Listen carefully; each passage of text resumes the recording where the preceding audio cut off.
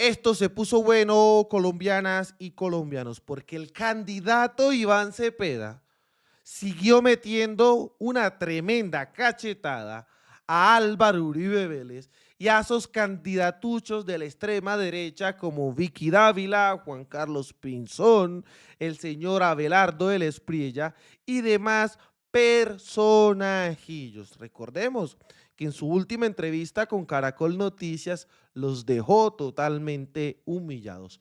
Y obviamente que esta no fue la excepción. Y de la siguiente manera vamos a ver esto tan impresionante, cómo tiene argumentación, cómo tiene programa de gobierno de cara al 2026 y obviamente cómo destruye a los miembros de la extrema derecha. Así que no olviden, dejen su like, su comentario y ayuden a difundir este contenido, porque lo que vamos a ver a continuación es histórico, señores. A esta hora le vamos a dar la bienvenida al invitado especial que habíamos anunciado el día de ayer y que está con nosotros. ¿Qué digo? ¿Precandidato? ¿Candidato? ¿Cómo digo? Candidato del Pacto Histórico y precandidato a la consulta del próximo 8 de marzo 2026. Y buenos días y feliz Navidad y feliz año. Muy buenos días, querido Iván. Bienvenido al Calentado Informativo. Ya vamos a empezar la entrevista. Vamos antes con unos titulares y ya arrancamos, querido Iván. La Jurisdicción Especial para la Paz rechazó las solicitudes de sometimiento de un exalcalde y 7 exconcejales de Coveñas Sucre. ¿Quiénes son estos, querida Karen?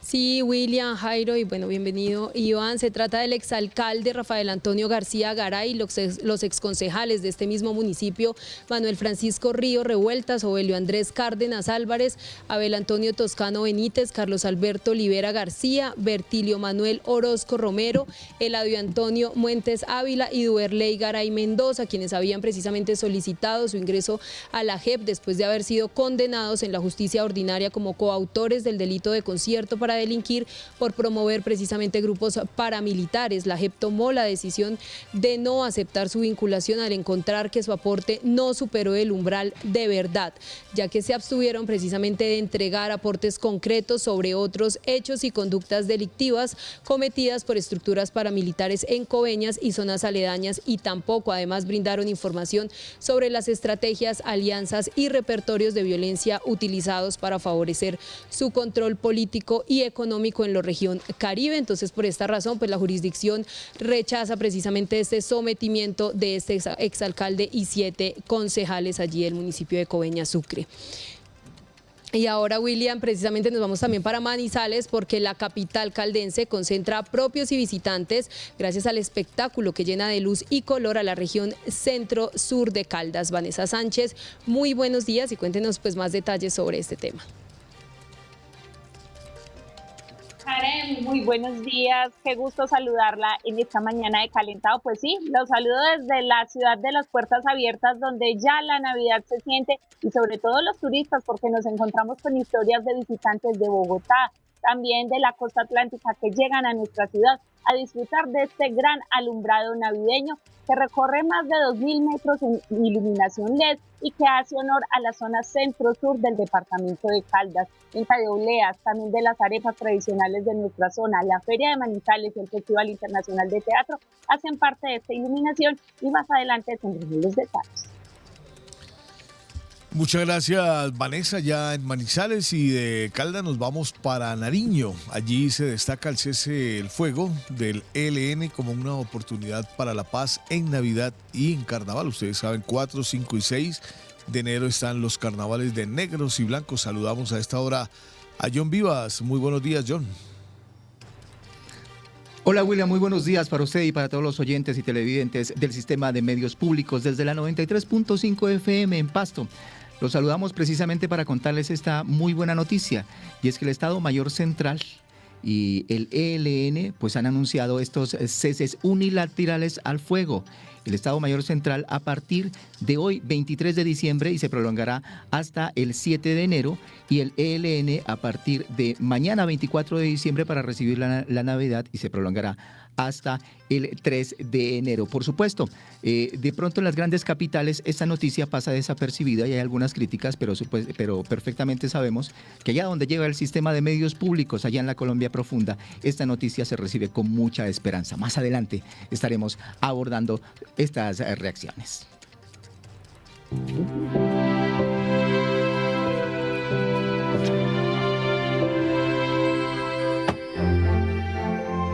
¿Me ayudas con este aparato, por favor? ¿Así? No, porque así tapas la pantalla. Ven, ahora yo te voy a enseñar algo. ¡Vamos, vamos, vamos! ¡Voló, voló, voló! ¡Vamos! Vale. ¡Ay! ¡Empezó a llover! ¿Así, abuelo? ¡Hecho! Dejó de llover. Abuelo, dejó de llover, dejó de llover. Abuelo, dejó de llover. Yo sembré este árbol. ¿En serio? Sí, señor. Yo también quiero sembrar uno. Lo sembramos. Perfecto. Sembré un árbol. Paja.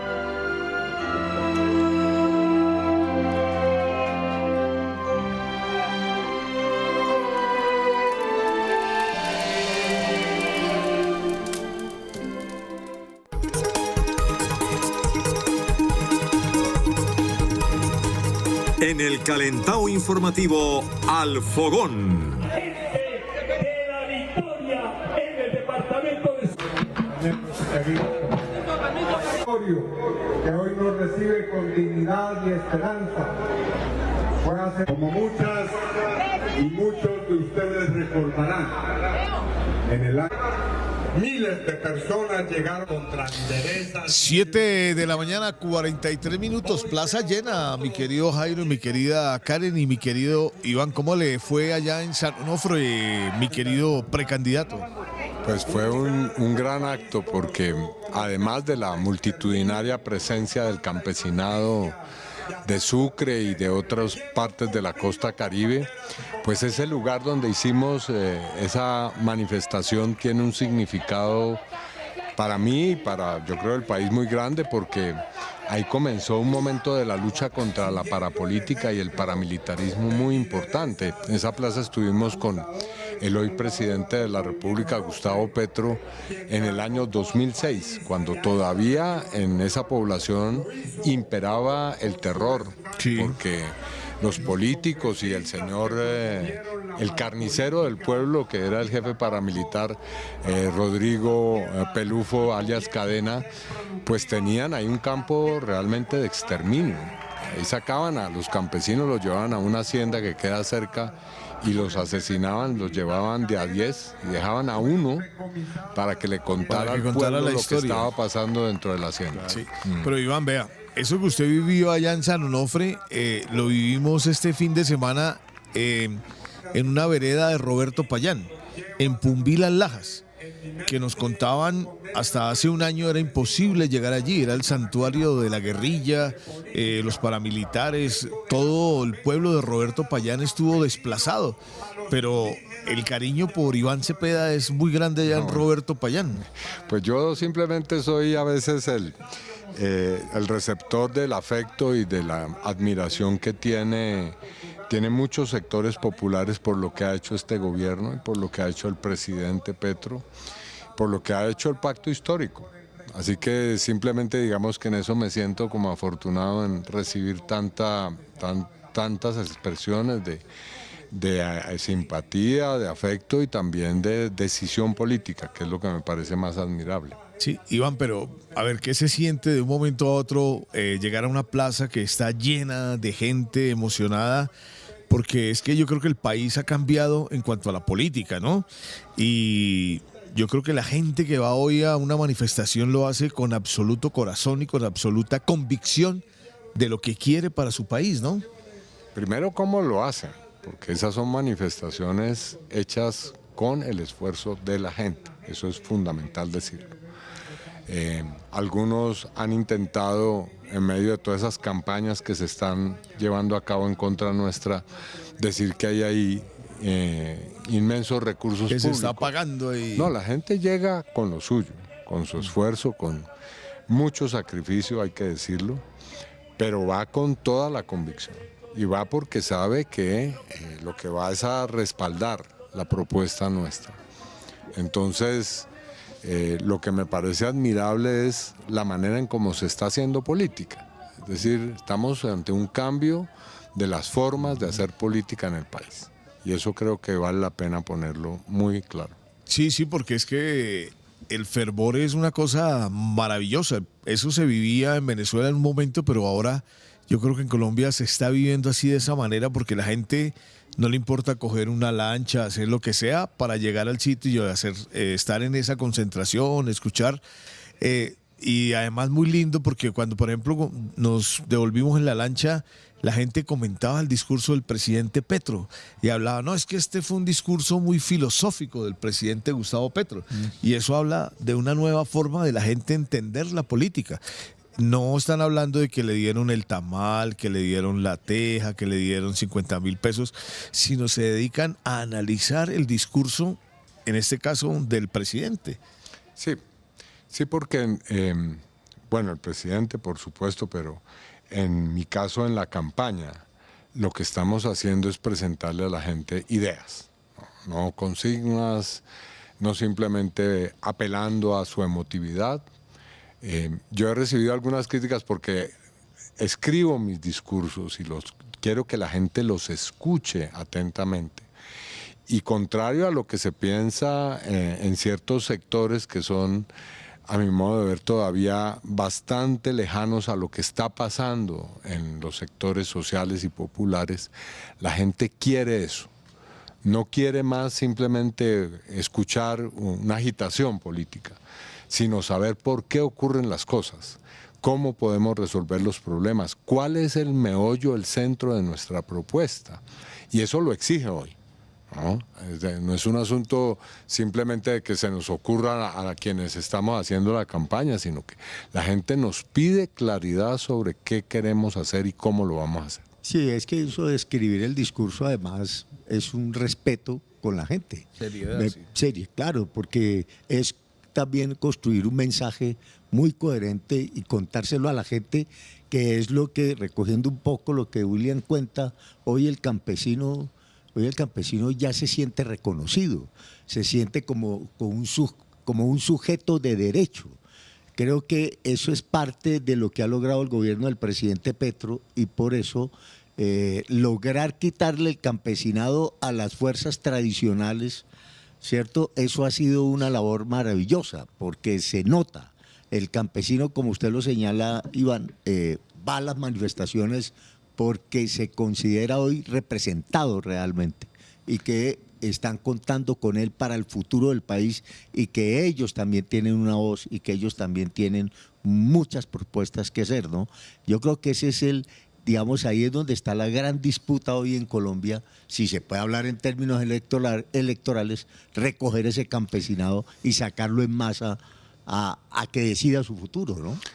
Pues yo leí con mucha atención en una entrevista pues, de un analista que es muy escuchado en ciertos sectores, quien fuera director de la revista Semana y también pues, un muy destacado periodista, Felipe López. Sí. Y él decía que lo que ha logrado el presidente Petro y este gobierno fundamentalmente, más allá de sus logros puntuales en materia de reformas y de cambios sociales, es un cambio de conciencia profundo en la gente. Y que eso es, bueno, para ciertos sectores, por supuesto, lo más preocupante, porque lo que se ha ido viniendo abajo es una representación de la historia de este país, de la manera en cómo la gente entendía lo que había pasado y lo que seguía pasando. Entonces ya la pobreza, la exclusión, la miseria, la violencia, el machismo, el racismo, la discriminación a los pobres, deja de ser entendido como un dato inexorable y natural de la vida del país y se va convirtiendo en lo que es. Es decir, en una forma en cómo se ha estructurado esta sociedad que es profundamente injusta y que es posible transformar. Eso es lo que a algunos más le duele. Claro. Sí. Iván, usted ayer denunciaba una campaña sucia que lo quiere involucrar en varios escándalos y mencionaba que hay agentes de inteligencia del Estado detrás de esa campaña. Cuéntenos un poco más de esta denuncia que usted hizo ayer, Iván.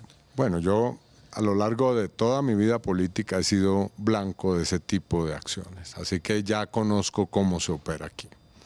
Y ya también conozco cómo se debe responder a eso.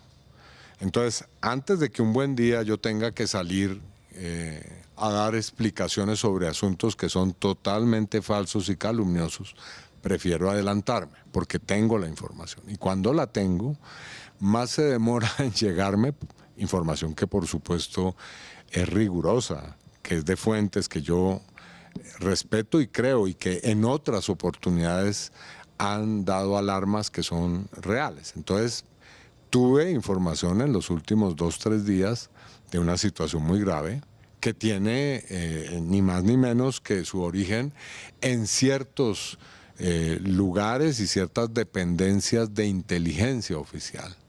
Eso es lo que me parece más llamativo. Entonces, sí, claro, para matar de una vez esa situación, he dejado en claro a través de mi cuenta de X que sé exactamente qué está pasando, para que quienes son los autores de esa campaña queden notificados. Y obviamente pues no me voy a quedar con esto como una anécdota, sino que lo voy a poner en conocimiento de las autoridades.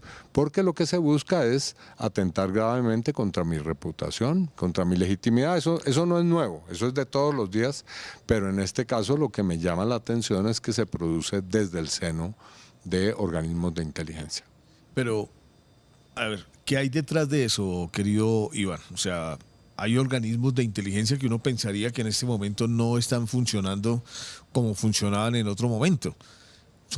Digamos, ha habido un cambio. Entonces, ¿qué hay detrás? No, ¿hay una organización política detrás de esto? No, yo no creo que sean los organismos como tal. Creo que son personas o grupos de personas que aún, hay que decirlo, continúan actuando ahí y que recopilan información, la descontextualizan y la presentan, no como organismos de inteligencia ni como personas que están integrando esos organismos, sino probablemente a través de actores políticos o periodísticos. Sí, vaya uno a ver, sí. Se arma una supuesta verdad y se le suelta a cualquier medio o a cualquier periodista o a cualquier político que tiene interés electoral y obviamente después de hecha esa acusación, el trabajo queda en manos de la víctima, o sea que es uno el que tiene que ponerse a dar las explicaciones. No, yo ya conozco cómo funciona eso. Sí, Iván, precisamente, bueno, aparte, digamos, de esta denuncia que tú hacías ayer, hemos visto, como lo has mencionado, que, digamos, a raíz del tema del juicio del expresidente Álvaro Uribe, se han venido como creando ciertas campañas, primero, digamos, como senador, como víctima dentro del proceso, pero ahora pues más como precandidato, digamos, como candidato del pacto histórico y precandidato a la consulta. ¿Qué decirle al ciudadano del común, al que está viendo precisamente en este momento el calentado frente a todas estas campañas que se han gestado? No, yo creo que aquí es necesario que sean las instituciones y organismos que están pues designados y que tienen la atribución constitucional para hacer esa clase de investigaciones las que deben ser realmente la fuente creíble de información. Pero no cualquier campaña que va apareciendo en el que se acusa a una persona de delitos o de haber cometido actos de corrupción, por ejemplo. Campañas que se pueden inventar y hacer de una manera absolutamente simple y sencilla. Basta con recopilar algunos datos y ordenarlos de cierta manera para generar un supuesto expediente. Entonces, yo durante, repito, toda mi vida política he estado sometido a esa clase de acciones que son claramente sucias y por eso prefiero de una manera muy clara advertirlas y eso tiene efectos, por supuesto. Sí. Querido precandidato, antes, Jairito, es que están nuestros compañeros de las emisoras de la Radio Nacional y vamos a darle la voz a las regiones, mi querido Iván, que ellos siempre, claro que sí. Está San Jacinto, está Pasto, está Mesetas, Manizales y Fundación. Mi querido Robert y mi querido Sebas, ¿con quién vamos a empezar? Con San Jacinto. Bueno, adelante, compañero, en San Jacinto. Lo escucha el precandidato Iván Cepeda. Muy buenos días para usted, William, para todos los televidentes y por supuesto también para el precandidato presidencial Iván Cepeda por el Pacto Histórico. La subregión de los Montes de María está conformada por 15 municipios de los departamentos de Bolívar y Sucre. Acá en San Jacinto Bolívar, los campesinos y en Montes de María están contentos por el apoyo que han contado del actual gobierno, sobre todo en el acceso a las tierras, pero están perdiendo sus cultivos, no están comercializando sus cultivos por el mal acceso, porque las vías terciarias están pésimas, en malas condiciones y es un común denominador en cada uno de estos 15 municipios. Iván, a usted, precandidato, ¿qué estrategias utilizar para que los campesinos no sigan perdiendo sus cultivos y tengan una mejor comercialización y puedan llevar esos cultivos que tanto necesitan? Sí, gracias por esa pregunta. Yo he venido exponiendo en distintos lugares la idea de que debemos pasar de la reforma agraria a la revolución agraria. Eso puede ser simplemente percibido como un juego de palabras, pero es una concepción del mundo rural. ¿Qué hemos logrado hasta ahora en el gobierno? Hemos logrado algo que no se había podido en otros gobiernos, y es repartir una muy considerable suma o cifra de tierras que han sido compradas por el Estado y distribuidas o redistribuidas al campesinado. O también que habían sido objeto de extinción de dominio, que estaban en el fondo de víctimas y que se le han ido entregando a los campesinos. Y eso es muy importante, además porque se ha hecho sin violencia, por primera vez en la historia del país. Ahora, en segundo lugar, viene un momento decisivo y es la tierra ya obtenida, puesta a producir. ¿Qué pasa con esa producción campesina? ¿Cómo lograr que la economía campesina se convierta en motor de la economía nacional, o uno de los motores? Y eso es lo que llamamos revolución agraria. Es decir, hay que crear unas condiciones que permitan que esa economía campesina se convierta en una economía muy competitiva. ¿Y eso cómo se logra? Pues primero dando o creando unas condiciones básicas en los municipios rurales. Debe haber vías terciarias. Sin esas vías es imposible que transiten los productos que están siendo objeto de ese desarrollo económico local. Debe haber energía eléctrica o fuentes de energía que permitan en los hogares y en las labores de producción tener eficacia. Debe haber agua. Esto es lo primero, tal vez, antes que lo otro, porque sin agua no hay vida digna. Eso lo decíamos ahora en Tierra Alta. Y, por supuesto, debe haber incentivos a la producción agropecuaria. No solamente incentivos que tienen que ver con la materia prima para esa producción, sino también que sean competitivos en los mercados los productos que se logran en esa economía campesina. Entonces, eso es lo que llamamos revolución agraria. Y es lo que vamos a profundizar en un segundo gobierno de transformación social, que es el que vamos a elegir en el 2026. Claro, casi 1 millón de hectáreas se han entregado ya por parte del gobierno de acuerdo con, valga la redundancia, el acuerdo de paz con las FARC.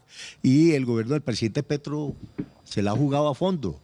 Y creo que es la mejor manera de quitarle al campesino a esa política tradicional, insisto, porque es volverlos sujetos de derecho, pero además decirles son protagonistas.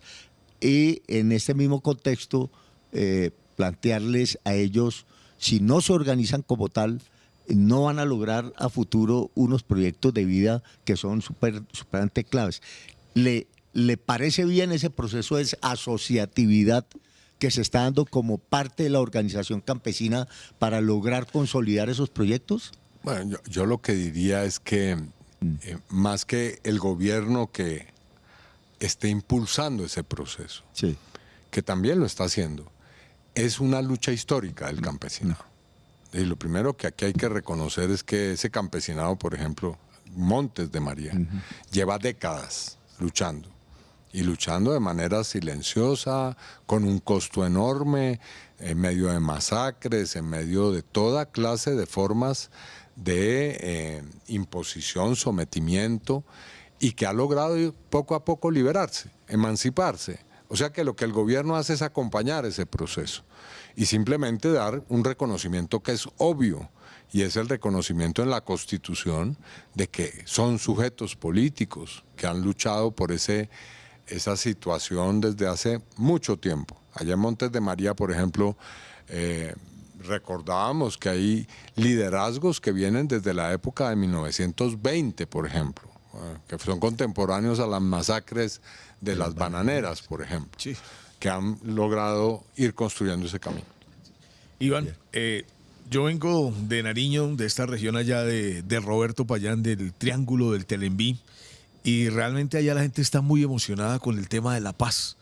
En un año, la paz regional ha cambiado inmensamente el territorio. Hablábamos estos días de la importancia de lo que significa la paz para la región. Acá en Bogotá de pronto nos reímos cuando hablamos de la paz. Entonces yo le quiero preguntar a usted, porque allá toda la gente le decía al presidente, presidente, tenemos una petición, por favor no se levante de la mesa de conversaciones. Hay 2 procesos de paz, con la Coordinadora Nacional Ejército Bolivariano, que se desprendió de la Segunda Marquetalia, y con el Frente Comuneros del Sur, que se desprendió del ELN. Frente a la paz, ¿qué podemos esperar de Iván Cepeda como futuro presidente de Colombia? Lo primero es que yo, por supuesto que voy a, en mi gobierno, impulsar una política de paz seria, una política de paz fuerte, que tenga muchos componentes y que no le haga concesiones a esa idea de que dialogar o buscar en mesas de negociación que se acabe el conflicto armado es prácticamente un delito, porque en eso han ido convirtiendo el diálogo en nuestro país. Es decir, quien está sentado en una mesa de conversaciones es heredero de las FARC o es un terrorista que simplemente lo que está haciendo es una acción de complicidad prácticamente. No, la paz es una construcción imperativa en Colombia.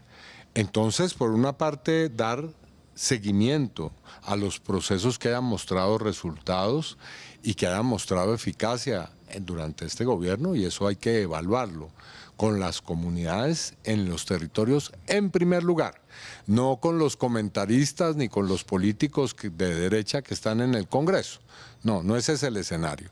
Obviamente con ellos tendremos nuestros debates también, pero hay que adelantar un proceso, repito, primero de valorar y examinar los resultados y sobre esa base impulsar lo que haya que impulsar y cambiar lo que haya que cambiar, pero también paralelamente realizar los procesos de transformación territorial. En eso se ha hecho un énfasis en este gobierno. No basta dialogar, no basta tener mesas, hay que ir en un proceso real de transformación de los territorios. Sí, Iván, pero ¿usted qué le responde a esa gente que dice que volvimos al pasado? ¿Por qué volvimos al pasado? Porque estuvo el ataque del ELN en Aguachica, estuvo el ataque de las disidencias allá en Buenos Aires, Cauca. Entonces la gente o los medios empiezan a manejar esto como si regresáramos en el pasado a esos momentos en que la guerrilla de las FARC estaba sometiendo al Estado y ocupaba poblaciones, atacaba poblaciones. ¿Estamos exactamente en lo mismo? ¿Volvimos al pasado? No, el país ha cambiado sustancialmente. Quien no lo entienda corre el peligro de incurrir en errores y equivocaciones como los que está incurriendo precisamente ese establecimiento y sus candidaturas presidenciales de un discurso que es francamente anacrónico. Sí hay remanentes del pasado, sí hay todavía factores que vienen de una larga tradición de violencia que tenemos que superar. Pero hay que entender en qué hemos avanzado, cuáles son los logros históricos que hemos tenido, cómo es que podemos utilizar las buenas lecciones que nos han dejado esos avances para potenciarlos y no simplemente decir que aquí lo único que cabe pensar como solución es una guerra eterna, un conflicto armado en el cual vamos a seguir por los siglos de los siglos contando muertes, viendo que en los territorios la única solución que ofrece el Estado es la presencia cada vez más cruenta de las fuerzas militares y de policía, llevando a esos hogares de los policías y los soldados los cadáveres de los muchachos que terminan en algún enfrentamiento, pues también sacrificando su vida o en esa estéril lucha o guerra contra el narcotráfico. Entonces, evidentemente ese no es el camino, y si bien el gobierno debe tener y va a tener una política de seguridad, eso está claro, también tendrá soluciones reales a los problemas de tantas regiones del país. Bueno, hablando de las regiones, vamos a ir a Nariño. En Pasto está nuestro compañero John Vivas, que quiere también sumarse a esta conversación, Iván. Adelante, John. Hola, muy buenos días. Saludo desde Pasto, acá donde usted realizó el lanzamiento de esa aspiración presidencial. Y mi pregunta va en el sentido de que en municipios donde continúan las disputas armadas, el departamento de Nariño, digamos que ha logrado superar un poco estas etapas, pero por ejemplo en el Cauca se vive esta realidad. ¿Cómo equilibrar la búsqueda de la paz con la protección efectiva de los líderes, las lideresas sociales y por supuesto las comunidades rurales? Sí, esa es una prioridad. Yo creo que cualquier diálogo, cualquier intento de negociación de paz debe tener la exigencia del respeto a la población, el respeto a las comunidades, el respeto a los liderazgos sociales, a las personas que ya firmaron la paz, por supuesto. Sin eso no podemos avanzar. Así que ese mensaje es claro a los grupos armados. Pero por supuesto también se requiere hacer diálogos serios que tengan unos principios, unos cronogramas, unos métodos claramente establecidos, un comienzo pero también un final. No se trata simplemente de dialogar eternamente, hay que ver cómo esos diálogos terminan en resultados efectivos, con la implementación de acuerdos por parte del gobierno, con la participación de las comunidades. Y no solamente diálogos entre el Estado y los grupos armados, sino también cuando hay numerosos grupos en el territorio, es inevitable discutir cómo entre esos grupos también se producen acuerdos para poder pacificar la situación que hay de múltiples violencias que ponen en el centro a la población civil. Ahora, Iván, vamos a ir a nuestra emisora de paz en Mesetas, en el Meta. John Sainz, buenos días, adelante. Saludo cordial para ustedes, para toda la audiencia de Radio Nacional de Colombia, en esta convergencia, oyentes y televidentes.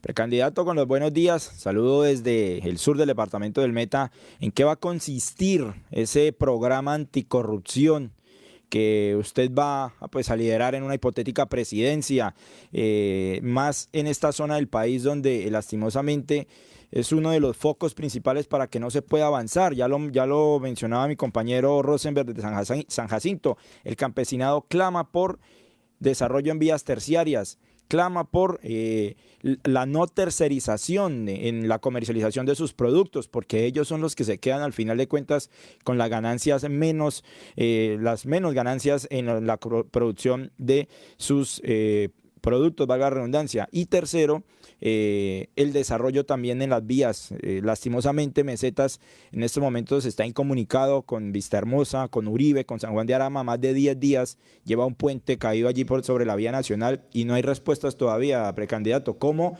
avanzar hacia ese programa anticorrupción y que se vea reflejado también en las regiones? Bueno, gracias. ¿Cuál es el fundamento del programa nuestro? Es decir, ¿cuál es el tronco del cual se desprenden todas las demás políticas, las ramas de nuestro planteamiento? Bueno, el planteamiento fundamental es que Colombia debe tener una política social que permita la superación de la pobreza y la desigualdad. Sin eso no podemos pensar en soluciones a los grandes problemas del país. Ahora, precisamente en el desarrollo de la lucha contra la pobreza y la desigualdad, tenemos que entender que la macrocorrupción, no la corrupción, eso ya hoy no es lo que... El problema nuestro ya no es de corrupción. En el último medio siglo Colombia ha pasado de la corrupción a la macrocorrupción. La macrocorrupción es un resultado del modelo neoliberal, de la manera en cómo se privatizó el Estado, de la manera en cómo se entendieron los derechos de la gente como mercancías, de la manera en cómo se hizo del interés privado un interés por encima del interés público.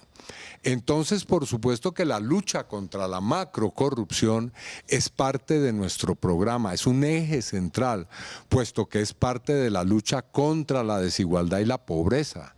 Es parte de lo que impide que un Estado tenga una política social sólida. Y por lo tanto, lo primero que debemos hacer, y en eso ha habido problemas en este gobierno, yo debo decirlo así, es que quienes ejercemos la función pública en el más alto nivel tengamos una hoja de vida y un desempeño impecable. Es decir, por fuera de cualquier sombra. Y eso quiere decir, en primer lugar, comportarnos de una manera austera. Es decir, no se puede, eso lo dijo el Papa Francisco muy claramente, confundir las cosas. Si uno quiere enriquecerse, se dedica a los negocios. Pero si uno quiere enriquecerse sirviéndole al pueblo en una función pública, está gravemente equivocado. Porque allí de lo que se trata no es de acumular riqueza, sino de servir a los demás. Entonces, lo primero que debemos hacer es practicar la austeridad republicana. ¿Por qué le hemos puesto ese apellido? Porque se diferencia de la llamada austeridad neoliberal, que es la que promulga, por ejemplo, el expresidente Álvaro Uribe, que es una austeridad para ajustar, para recortar lo social. No, de eso no se trata. Como se dice, por ejemplo, en México, quien debe apretarse el cinturón es el gobierno, no el pueblo. En eso consiste la política de austeridad. Entonces, vamos a ir por esa línea, vamos a crear un sistema nacional de lucha real contra, no un individuo, no digamos un grupo de personas, sino contra los grandes aparatos de corrupción que hoy funcionan en el Estado colombiano y que requieren la participación, por supuesto, del movimiento social y de la ciudadanía para poder ser eficaces como sistema. Sí, en ese contexto, senador Iván Cepeda, ¿cómo deben ser las relaciones con el sector privado? El sector privado, que es fundamental, con el cual además usted se reunió y ha tenido unos diálogos francos, y que pues esto preocupa a la derecha pues rotundamente, porque cómo así se van a reunir con el candidato que precisamente busca acabar con el modelo capitalista, ¿no? Es lo que plantean, la gran preocupación.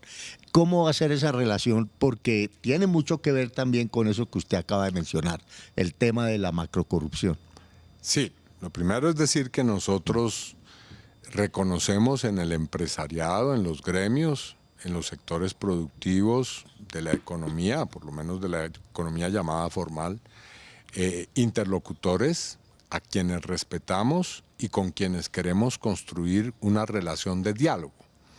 Es una relación cordial y respetuosa además. Entonces, dejar claro eso de entrada. Tenemos derecho a poder hacer el diálogo. Esto suena un poquito realmente casi que obvio, pero en Colombia no lo es. Tenemos derecho a hablar con los empresarios. Los empresarios no son propiedad de ninguna formación política. Y desde esa perspectiva, ese diálogo debe ser, a nuestro modo de ver, para construir las condiciones en que Colombia sea un país cada vez más próspero. Más próspero no solamente para algunos, sino para todos. Y eso es perfectamente posible, porque Colombia es un país que tiene una condición privilegiada en materia de sus recursos, en materia de sus potencialidades como nación. Entonces, la lucha contra la pobreza, el acabar con la pobreza, no es un problema de los pobres, es un problema de toda la nación. Y si eliminamos la pobreza, y si Colombia es una sociedad menos desigual, o absolutamente no desigual, justa, pues obviamente todos vamos a ser más prósperos, comenzando por los empresarios. Y ese planteamiento que parece obvio, tenemos que discutirlo. Y es por eso que pone tan nerviosos a quienes no quieren que se acabe la desigualdad y la pobreza, pues que dialoguemos con los empresarios. Iván, le quiero comentar una conversación que estaba escuchando en la lancha que íbamos hacia Barbacoas. Decían ahí varios participantes en esa actividad del presidente Gustavo Petro lo siguiente, comentando un discurso suyo. Decían que usted ya no estaba hablando de la constituyente, sino que estaba apostándole a que fuera posible que hubiera una mayoría del progresismo, de la izquierda, en el Congreso de la República. ¿Es así? ¿Usted ya no le apuesta a esa asamblea constituyente, sino usted le apuesta a que se puedan lograr las mayorías en el Congreso de la República, que al final se vuelve casi que lo más importante, porque si no se logra esa mayoría en el Congreso de la República, ganar la presidencia se vuelve exactamente lo mismo que estamos viviendo hoy, que se frenan en el Congreso absolutamente todas las reformas sociales? Bueno, lo primero es que lo más importante es el poder constituyente. No, aquí hay un juego de palabras que es importante aclarar. Lo más digamos, fundamental en esto es que el pueblo se organice y se movilice. Eso es lo que llamamos poder constituyente. ¿Qué forma adquiere ese poder? Bueno, puede ser efectivamente esa, la de ganar en el Congreso una mayoría que nos permita que no tengamos esta cosa que vemos o que hemos visto durante el gobierno actual. Y es nuestro ingente esfuerzo por lograr que las leyes, los cambios que hay que hacer normativamente sean tan difíciles y que muchas veces sean objeto de un negocio prácticamente dentro del Congreso. Pero también puede llegar a tener la forma de una asamblea constituyente, claro que sí, sobre la base de un acuerdo nacional. Yo creo que es muy importante para llegar a la asamblea constituyente que haya un acuerdo. ¿Por qué? Porque si se va, digamos, si las cosas se hacen al contrario, podemos tener una experiencia amarga, como la que se presentó en Chile, por ejemplo. En Chile se tomó el camino de primero hacer la asamblea y después ponerse de acuerdo con sectores que de todas maneras tienen un nivel de decisión y de influencia en la sociedad importante. Entonces, por eso yo creo que ese es el orden que hay que tomar, pero lo más importante, repito, es el grado de organización y movilización del pueblo colombiano.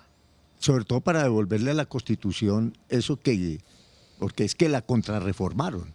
Realmente la Constitución del 91 hoy está casi unos 60, 70 artículos de la Constitución han sido reformados y le han quitado ese carácter de Constitución de Estado social de derecho y la han menguado notablemente. Entonces yo creo que plantearse una constituyente es recoger otra vez esos mandatos del pasado y volver los derechos y volverlos otra vez vigentes, ¿no? Más allá de las normas, la Constitución es una norma y es muy importante porque es la norma suprema, y de los mecanismos, como la Asamblea, lo más importante es el ejercicio político real de los derechos, que es, digamos, lo que en últimas cuenta, que la gente no solamente, pues, tenga escritos los derechos en la Constitución, sino que los ejerza en la vida real y que sea consciente de que tiene derechos, que pueda exigirlos,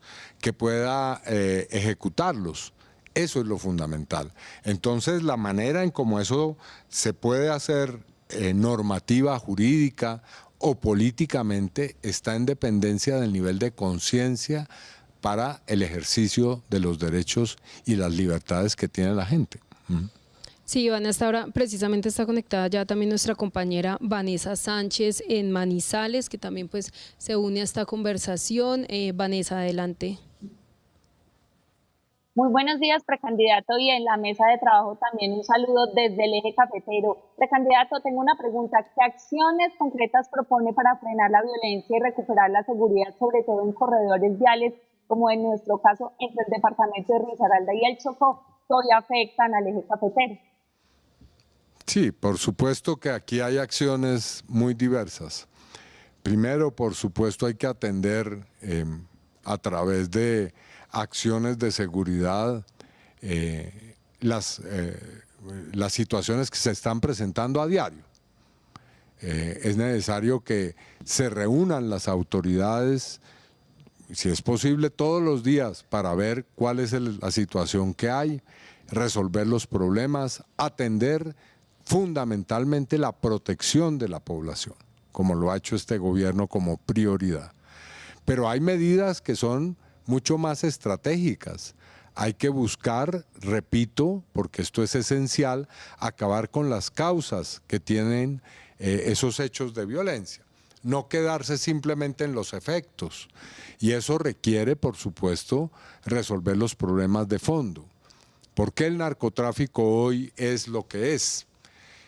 ¿Por qué la minería ilegal es hoy lo que es? ¿Por qué en torno a esas economías gira el poder de ciertas estructuras? Bueno, porque hay la necesidad, o mejor, para contrarrestar eso hay la necesidad de que surjan maneras de desarrollo territorial, de atención de las necesidades de los jóvenes, por ejemplo, distintas. Es decir, si los jóvenes la única opción que tienen en los territorios o en la periferia de las grandes ciudades es para poder sobrevivir y para poder tener un ingreso, ingresar a un grupo armado, no vamos a poder resolver el problema. Necesitamos generar transformaciones paralelamente a la atención diaria y cotidiana de los problemas de seguridad en los territorios. Sí, Iván, yo quiero que hablemos de un tema, usted mencionaba precisamente algo hace unos minutos y era que como ese tema de la relación con los empresarios colombianos no es una relación precisamente solo de la oposición, solo de la derecha, y tenemos precisamente en este momento todo el tema de las relaciones con Estados Unidos. Vemos pues una posición clara del gobierno de Donald Trump, del mismo presidente Donald Trump. Vemos también personas de la oposición, personas de derecha que han viajado a Estados Unidos a tener esas relaciones. ¿Cómo serán entonces las relaciones de ser pues usted presidente de la República con Estados Unidos y pues en un momento digamos tan importante como el que estamos viviendo? Para nosotros debe primar una relación respetuosa de nuestra soberanía, de nuestra independencia, y también estamos dispuestos, como lo ha mostrado este gobierno, a la cooperación, siempre y cuando sea una cooperación tendiente al beneficio bilateral de los países, de sus pueblos y al desarrollo de sus políticas de manera independiente. Así que en ese terreno vamos a plantear la discusión, el diálogo, ojalá, con el gobierno sea cual sea en Estados Unidos. Nosotros queremos llegar al punto en que se instaure una relación de cooperación, una relación que se desarrolle respetando la autonomía, pero también garantizando la paz y la seguridad en nuestra región, que es lo que está hoy puesto en grave riesgo, porque la posibilidad de una intervención militar de Estados Unidos en Venezuela genera un riesgo enorme para Colombia, para Venezuela, pero también para el propio, para los Estados Unidos, para su propio gobierno y su propio pueblo. Es claro que una guerra en el hemisferio occidental y en nuestro continente podría generar dinámicas que tienen pues unas consecuencias que son imprevisibles. Y eso hay que afirmarlo, hay que buscar por todas las vías posibles y necesarias que prime esa conciencia sobre la paz en la región. Iván, ¿usted está tranquilo? ¿Siente que hay condiciones, garantías desde el sistema electoral colombiano para que las elecciones del 2026 sean limpias? Le pregunto esto porque hay una de las firmas que va a participar en el proceso electoral en Colombia, que participó en el proceso electoral en Honduras y pues vea, ya llevamos bastante tiempo y todavía no sabemos quién es el presidente en Honduras. ¿Usted se siente con garantías? ¿Cree que hay garantías en este momento para que las elecciones del 2026 sean transparentes? No, nosotros somos muy respetuosos, por supuesto, de los procedimientos democráticos. Pero precisamente por eso queremos que se respeten por todos.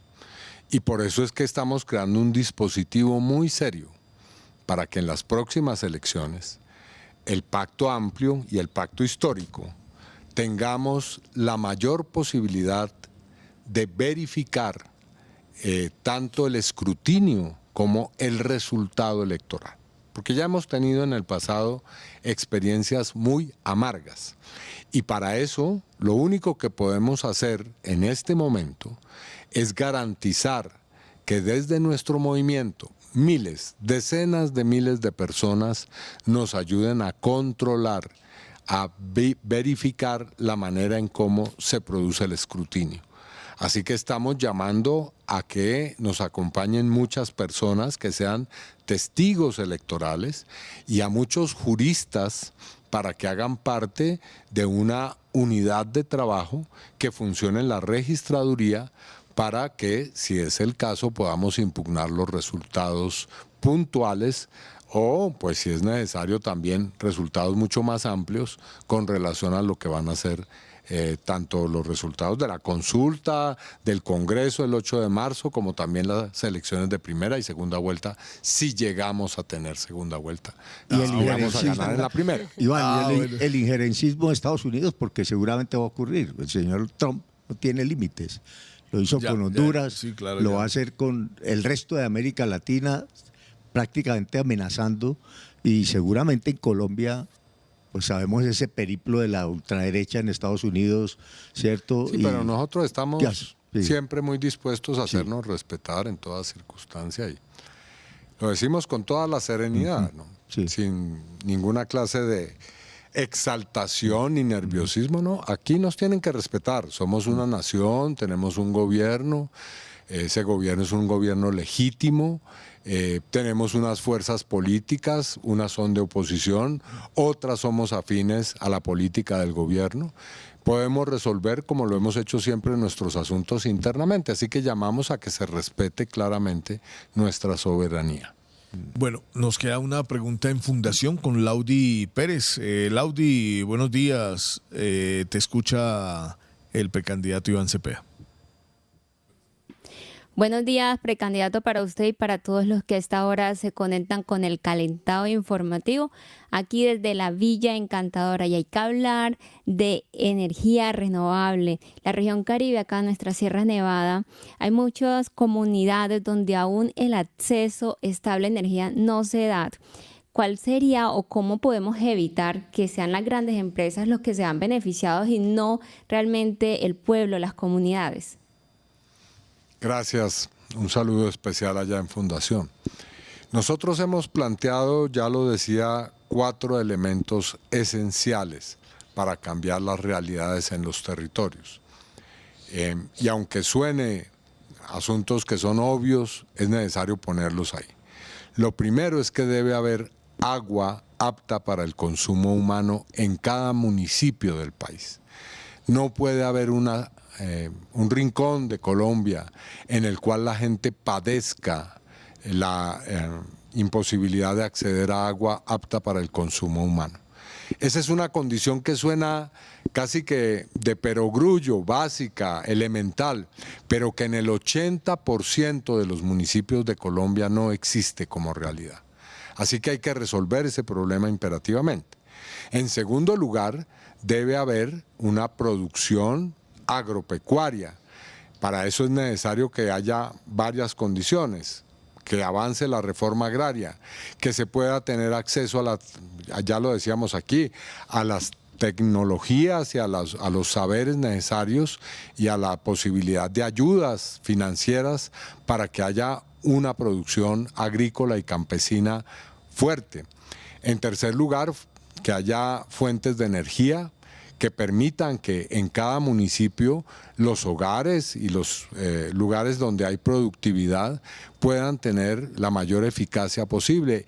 Y por último, que haya vías de acceso, vías terciarias o vías principales para que pueda haber una comercialización de la producción propia.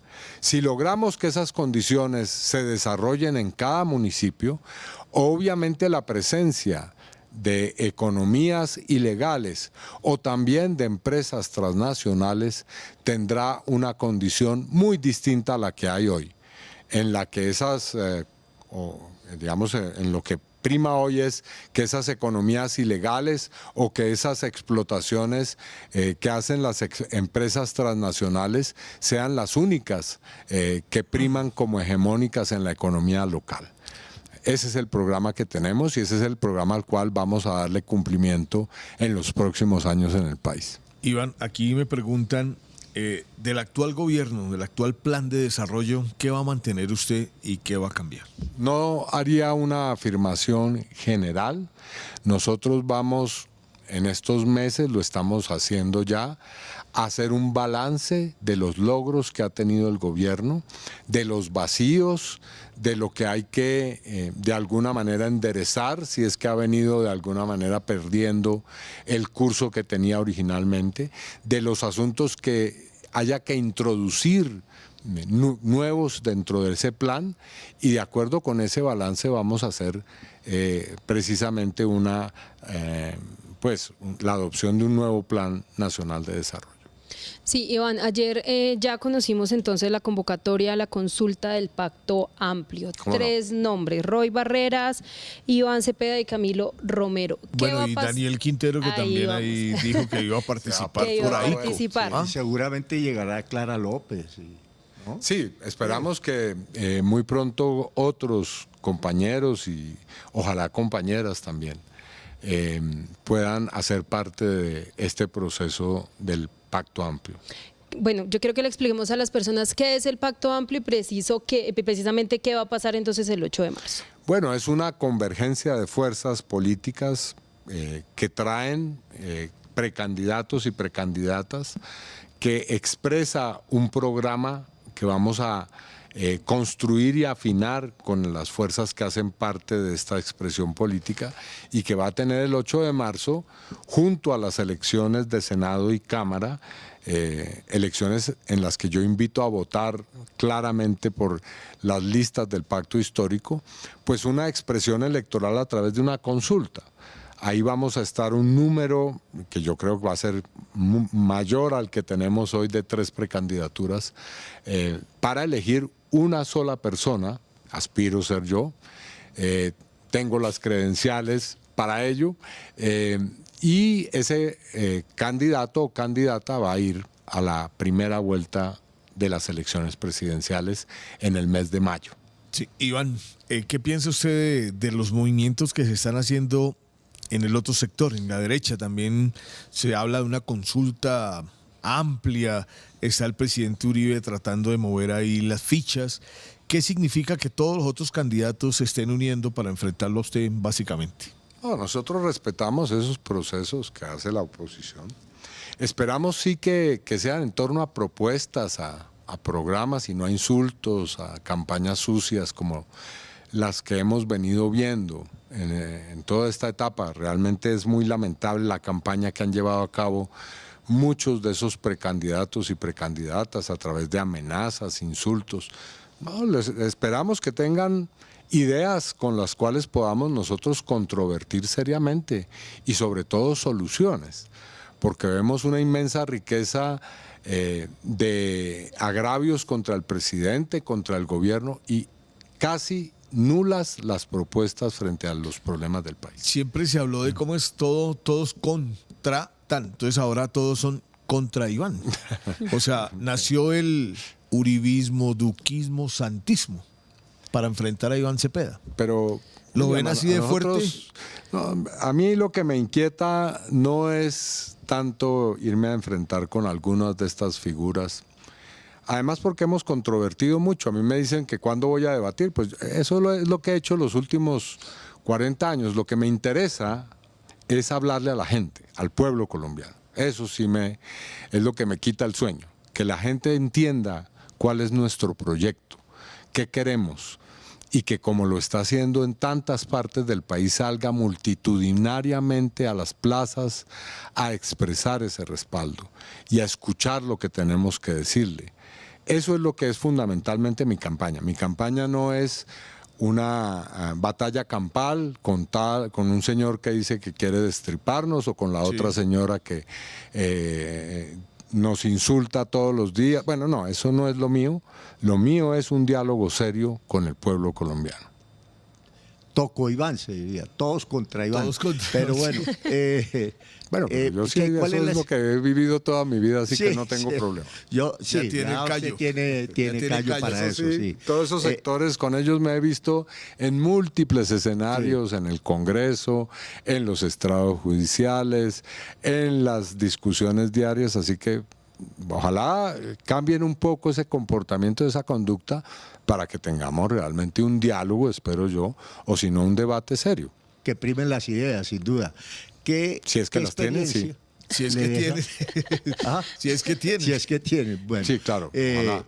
Vale, ¿qué experiencia le deja a la izquierda haber gobernado estos primeros 4 años? Nunca lo había hecho en la historia republicana de Colombia. Y llega la izquierda al poder y viene el presidente Petro y se llega a enfrentar un potro que con todas las mañas, con todos los argumentos, digamos, concentrados en temas de corrupción, de captura de las instituciones, de un manejo absolutamente concentrado del poder, y llega el presidente Petro a romper con esos paradigmas, que no es nada fácil. ¿Qué experiencia hay con esto y usted qué aprendizaje tiene de este proceso? Dos muy positivos. A ver. Que es, en primer lugar, que nuestra lucha histórica no ha sido vana, que es posible transformar la realidad social, política y económica del país. Y al lado de esa experiencia que es tan importante, nuestros logros, que están ahí, que han modificado, cambiado realmente la vida de millones de compatriotas en el país, comenzando por mal contadas 2 millones de personas, mucho más pueden ser, pero doy una cifra conservadora, que han salido de la pobreza con este gobierno. Entonces, tanto la experiencia del cambio como el cambio mismo. Y como experiencias que debemos repensar. La primera es que no estamos exentos de la corrupción y que hay que librar una lucha sin cuartel para que en nuestro segundo gobierno, yo no digo para no sonar demagógico, acabemos con la corrupción, pero sí a que haya una lucha sin cuartel contra las expresiones de corrupción que ya dije que representan. Y lo segundo, que podemos organizarnos mejor. Sobre todo, esa organización tiene que ver con nuestra relación orgánica con los movimientos sociales y con las expresiones populares en el país, porque ellas son la ciudadanía, las expresiones del movimiento social a quienes nos debemos, en primer lugar, y también a los sectores más pobres del país. Eso es nuestro, a mi modo de ver, objetivo esencial y básico en el próximo gobierno. Bueno, Iván, ¿qué viene ahora en la campaña? ¿Cuál es el desarrollo que va a tener el próximo año su campaña? Nosotros vamos a seguir recorriendo el país, explicando nuestras propuestas, esta vez en el contexto de un público al que vamos a llegar mucho más amplio. No solamente hemos comenzado a dialogar con los empresarios, además de nuestra labor permanente de diálogo con el movimiento social y popular, sino también que vamos a hablar con otros sectores de la vida del país para que el Pacto Amplio se convierta en una fuerza cada vez más plural.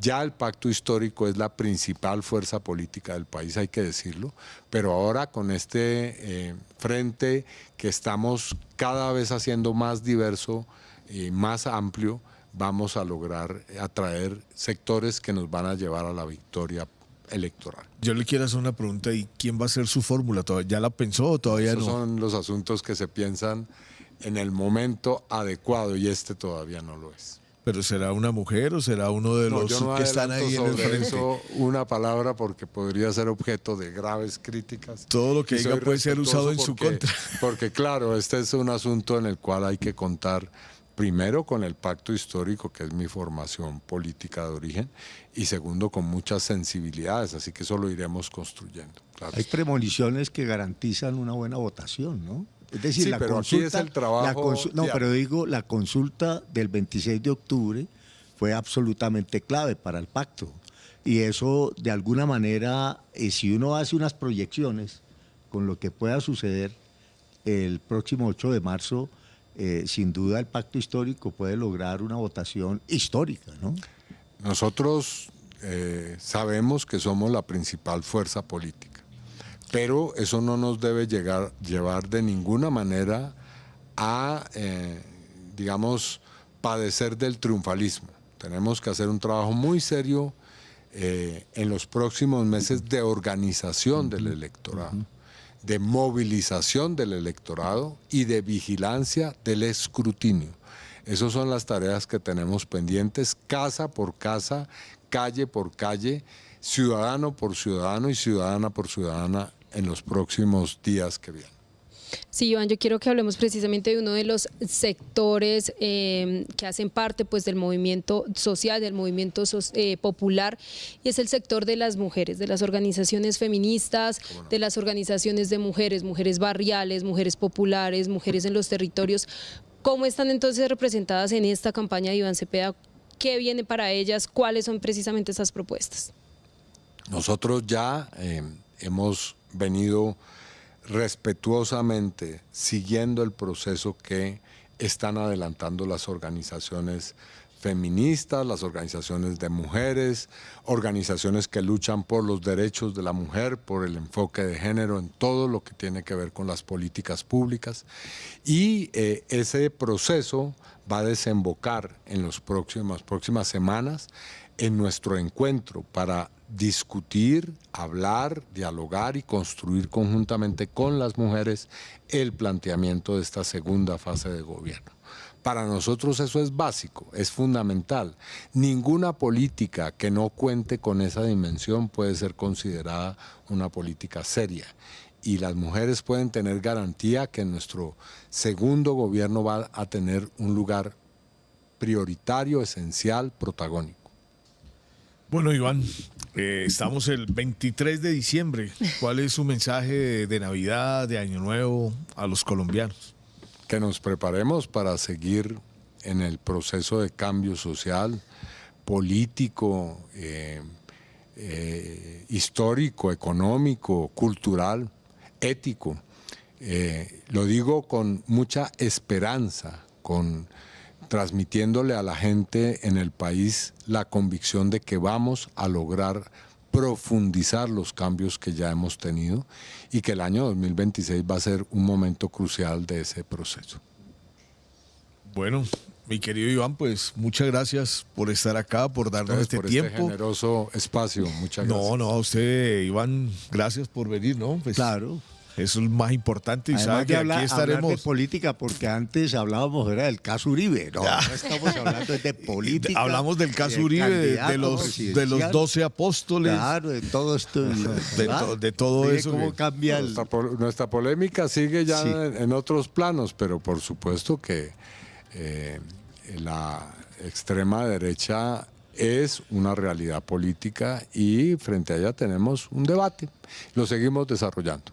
Sí, hay como un tufillo ahí, yo no sé, usted lo considera, yo personalmente, y creo que el presidente Petro también, con esa decisión de esta magistrada del Tribunal Superior de Bogotá, que salvó al expresidente Uribe de todo el proceso que usted adelantó contra él, pero que ahora toma una decisión casi que arbitraria contra los exministros y los trata pues casi que delincuentes peligrosos y los manda a una celda, a una cárcel, ¿no? Eso es como una retaliación política, ¿no lo ve usted así? Eso?